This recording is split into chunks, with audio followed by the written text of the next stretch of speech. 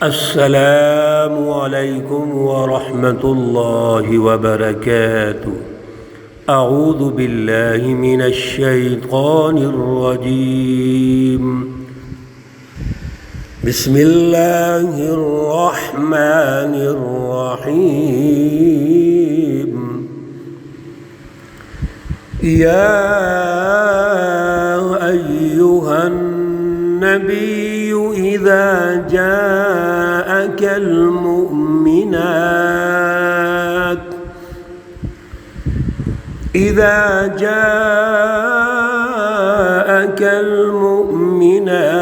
يبايعنك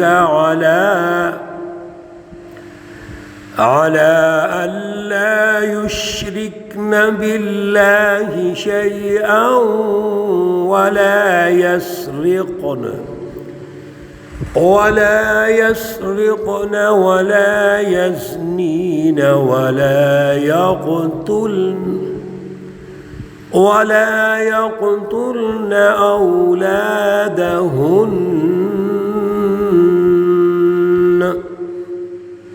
صدق اللہ العلی العظیم۔ اللہم صلی علی سیدنا و مولانا محمد النبی الأمی وعلى آلہ واصحابہ وبارک وسلم وصلی علیہ۔ معزز سامعین و سامعات، کل ہم نے آیات مقدسہ 12 اور 13 کا پہلا حصہ درس میں سنا تھا۔ چونکہ وقت مختصر تھا اور گفتگو بہت اہم ہے، اس لیے کچھ حصہ ہم عرض کر چکے ہیں۔ آج اس کا دوسرا حصہ عرض کریں گے۔ پہلے حصے میں ہم نے 2 باتیں سمجھی تھیں۔ ایک تو یہ سمجھا کہ اللہ کے رسول صلی اللہ علیہ وسلم مومن عورتوں سے بیعت لیتے تھے، اور وہاں یہ بات سمجھا دی گئی کہ مردوں سے بھی بیعت ہوئی ہے۔ دوسری بات، بیعت اصل میں وہ شقیں جو ہمارے دین کی بنیادی فکر ہے اور دین کا بنیادی سماجی اور معاشرتی نظام ہے، وہ اہم اور بنیادی شقیں ہیں، ان کی یاد دہانی ہے، ان پر غور و فکر ہے۔ حضرت شیخ الہند حضرت مولانا عبید اللہ سندھی رحمۃ اللہ علیہ، جو ہمارے بڑے اجل بزرگ ہیں، بڑے بزرگ ہیں، وہ تو فرماتے ہیں کہ کسی بھی سیاسی رکنیت کے لیے بیعت ضروری ہے۔ رسول اللہ صلی اللہ علیہ وسلم جو بیعت لیتے تھے، اصل میں حزب اللہ کے لیے یہ ضروری ہے۔ بیعت ہوتی اس سچی جماعت سے ہے جو اللہ کے لیے سب کچھ قربان کرنے کے لیے تیار ہو جائے، جو مسلمانوں سے ہے، مؤمنات، کافروں سے بیعت تو نہیں نہ ہوتی۔ تو اس لیے آج بھی ہمارے بزرگ یہ بیعت لیتے ہیں، اسی پیٹرن پہ، قرآن پاک کے پیٹرن پہ، رسول اللہ صلی اللہ علیہ وسلم کے پیٹرن پہ۔ جتنے بڑے ہمارے سلاسل ہیں صوفیاء کے اور بزرگوں کے، اولیاء اللہ کے، وہ اپنے جو مریدین ہیں، جماعت کا حصہ ہیں، ان کو یاد دہانی کرواتے ہیں۔ بیعت کی مدات میں سب سے پہلی مد توحید ہے، شرک سے نفرت ہے، شرک سے برات کا اعلان ہے۔ اور شرک کے بارے میں عرض کر دیا گیا تھا کہ ہر قسم کا شرک ہے۔ شرک کا تعلق فکر اور فلسفے سے بھی ہے، اور اس کا تعلق عملی نظام سے بھی ہے۔ کل ہم نے پہلا جو نقطہ ہے، پہلی مد بیعت کی، اللہ یشرکن باللہ شیئا، اس پر گفتگو کی۔ آج جس کا عملی نظام سے تعلق ہے، جس کا سماج اور معاشرے سے تعلق ہے، اللہ وہ رہنمائی ارشاد فرما رہے ہیں، اس میں پہلی مد، پہلا نقطہ، ولا یسرقن، چوری نہیں کریں گے۔ چوری کیا ہے؟ کسی کا مال چرانا۔ جب کسی کی چوری کریں گے تو وہاں پر کوئی معاشرہ اکٹھا رہ سکتا ہے؟ کوئی معاشرہ ترقی کر سکتا ہے؟ تو چوری حرام ہو گئی۔ دوسرا نقطہ، دوسری مت، ولا یزنین، زنا کاری نہیں ہوگی۔ زنا کیا ہے؟ اولاد، جو اللہ نے ایک سلسلہ رکھا ہے نسل کشی کا، اس کو چھوڑ کر دوسرا راستہ اختیار کرنا جو جرم ہے، جائز طریقے کو چھوڑ کے جو نکاح کا ہے ناجائز اور حرام طریقہ استعمال کرنا نسل کشی کا، اس سے بھی معاشرے تباہ ہوتے ہیں۔ کسی معاشرے میں اگر حرام اولاد ہے تو اس میں طہارت پاکیزگی کیسے آئے گی؟ کیسے معاشرہ ترقی کرے گا؟ تیسری بڑی اہم بات، وَلَا يَقْتُلْنَ أَوْلَادَهُنَّ، اولاد کو قتل نہیں کریں گے۔ اولاد کو قتل کرتے تھے۔ مکہ المکرمہ میں جاہلیت کا جو دور ہے، لڑکیوں کو زندہ درگور کر دیتے تھے۔ اور ایک اور جہالت بھی تھی، لڑکوں کو بھی قتل کر دیتے تھے فقر و فاقہ کی وجہ سے۔ وَلَا تَقْتُلُوا أَوْلَادَكُمْ خَشْيَةَ مِنْ إِمْلَاقٍ، یہ فقر و فاقہ کی وجہ سے، رزق کی تنگی کی وجہ سے بھی لڑکوں کو ہی مار دیتے تھے، یہ بھی حرام ہے۔ وَلَا يَأْتِينَ بِبُهْتَانٍ يَفْتَرِينَهُ، اور بہتان وغیرہ نہیں باندھنا، بین ایدیہن و ارجلہن، اپنے ہاتھوں اور پاؤں سے۔ کسی قسم کی بہتان ترازی، جھوٹا دعویٰ کرنا، جھوٹی گواہی دینا، جھوٹی قسمیں اٹھانا، یا ایدیہن ارجلہن،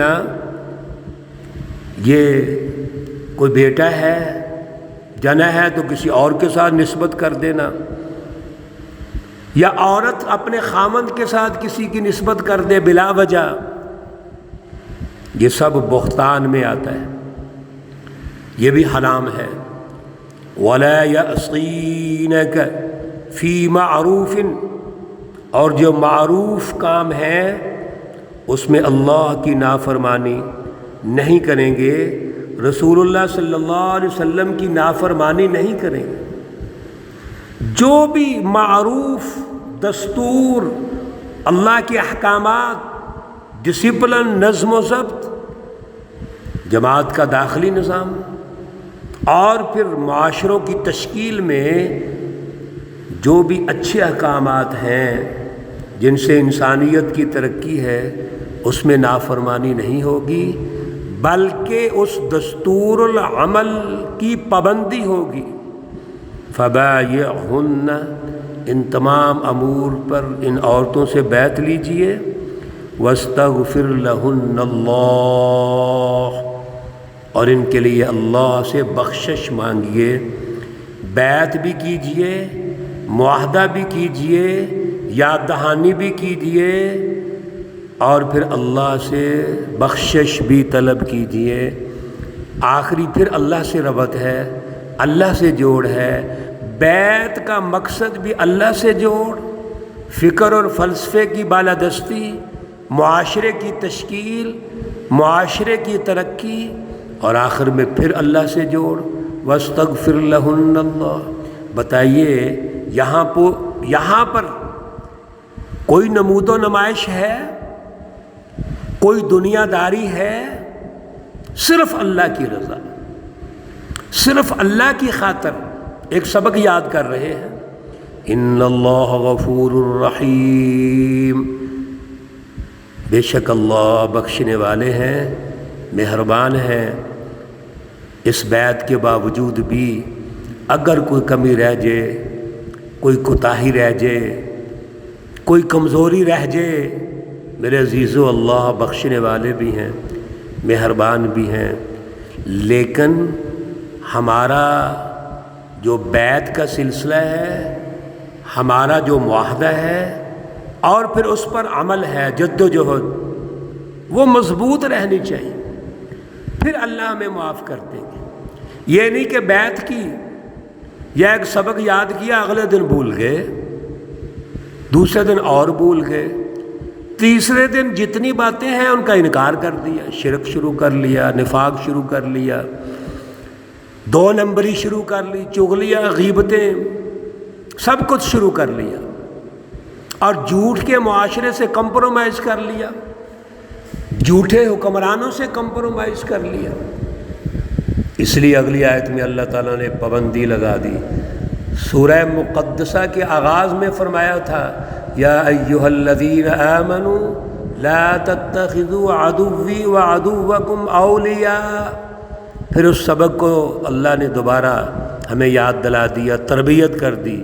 یا ایھا الذین آمنوا، اے ایمان والو، لا تتولوا قوما، مت دوستی کرو اس قوم سے، غضب اللہ علیہم، جن پر اللہ کا غضب آیا، اللہ کا غصہ آیا ہے، اس قوم سے دوستی نہ کرو۔ اس پر بڑی تفصیلات سے پیچھے بھی بات ہوئی تھی کہ دنیا کے اندر اللہ کا غضب، غصہ، وہ یہود و نصارہ جنہوں نے اللہ کی مقدس کتاب مقدس تورات، زبور، انجیل کو چھوڑا، ظلم کے نظام قائم کیے، فطری نظام سے ہٹ کر، توحید کے اعلیٰ پروگرام سے ہٹ کر شرک اور کفر کیا، ان پر اللہ کا غضب آیا، خصوصاً یہودیوں پر۔ ان سے دوستی نہیں کرنی، کوئی دوستی نہیں ہے۔ لا تتولوا قوما غضب اللہ علیہم۔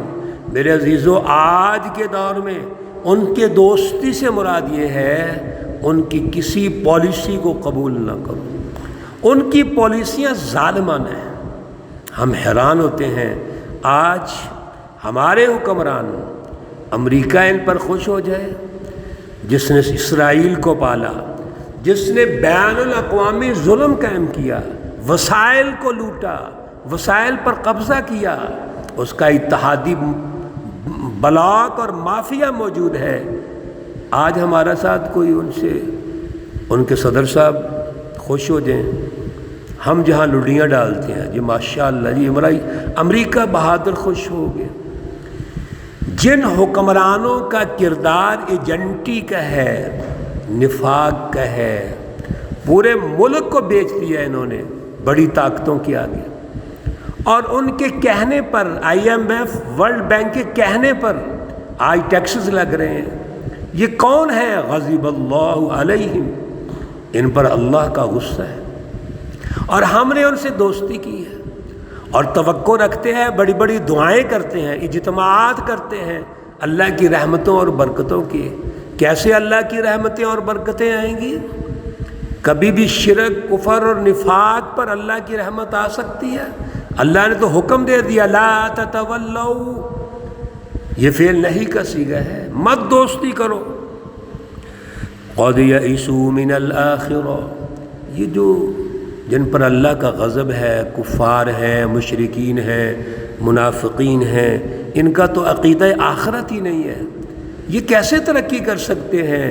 کما یئس الکفار من اصحاب القبور، جیسے یہ قبر والے ہیں، ان قبر والوں سے مایوس ہیں۔ جیسے دنیا میں قبر میں گیا بندہ اور ختم ہو گیا، یہ بھی مایوس ختم ہو گیا، ایسی بات نہیں ہے۔ حزب اللہ سچی جماعت کی ترقی ہے، دنیا میں بھی ہے اور مرنے کے بعد بھی ہے، آخرت میں بھی ہے، جنت میں بھی ہے، اور اللہ کے سامنے ترقیات ہی ترقیات ہیں۔ اللہ ہمیں اس کا حصہ بنائے، اعلیٰ شعور اور اعلیٰ فہم عطا فرمائے۔ اللہ رب العزت تمام بیماروں کو شفائے کاملہ عاجلہ مستمرہ عطا فرما۔ اللہ رب العزت تمام مرحومین و مرحومات کو جنت الفردوس میں اعلیٰ مقام عطا فرمائے۔